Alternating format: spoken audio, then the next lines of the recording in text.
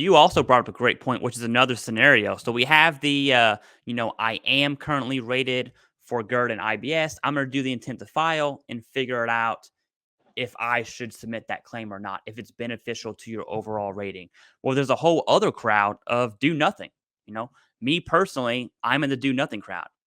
And I do think, although GERD and IBS are common to have both, if you only have one, I think it's less advantageous Hmm. to take advantage of it. So I'll Hmm. give you my personal situation, right?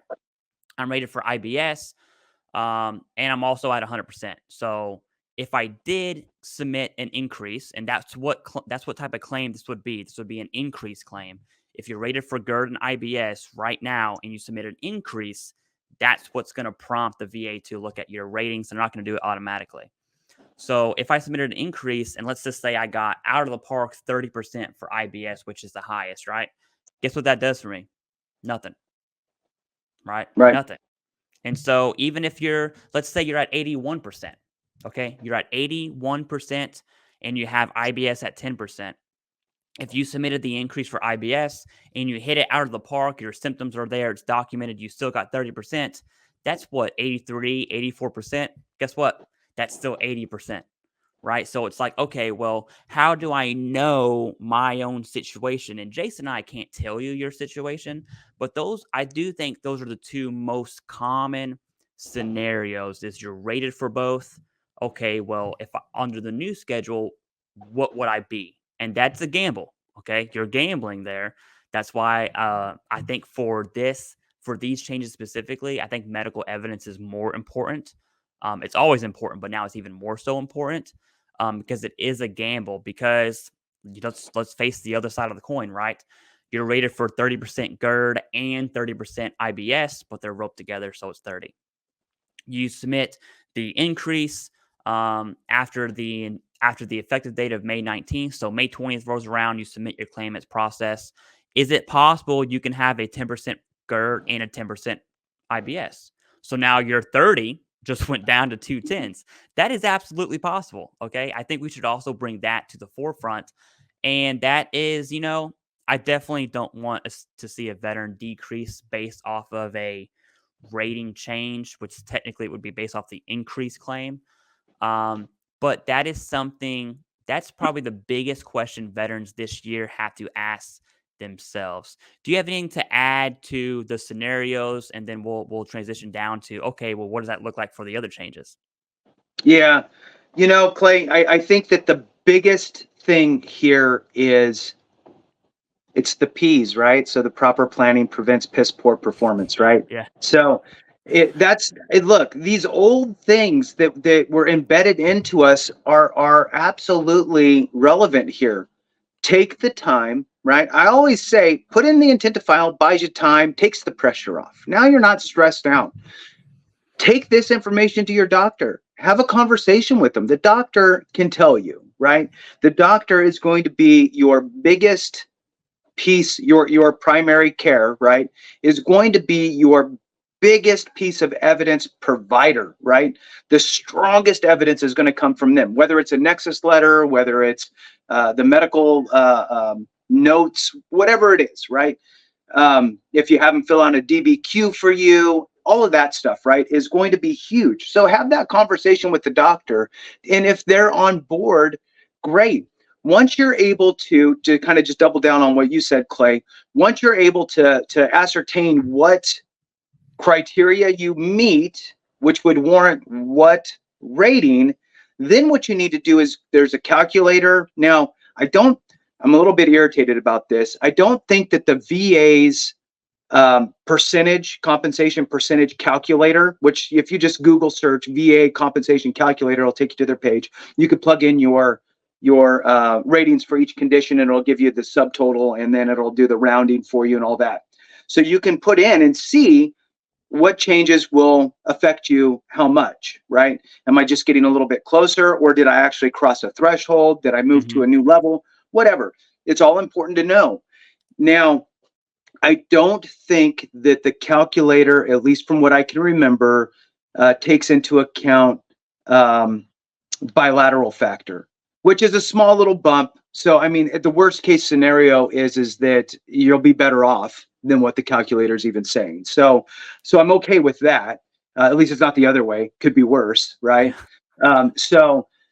For those that don't know, the bilateral factor is when you have like two limbs, right? So if it's both legs are jacked up, then they'll give you an extra little 10% off of that combined rating added to it. It's a weird math, VA funny math, right? But anyway, you get a little tiny bump.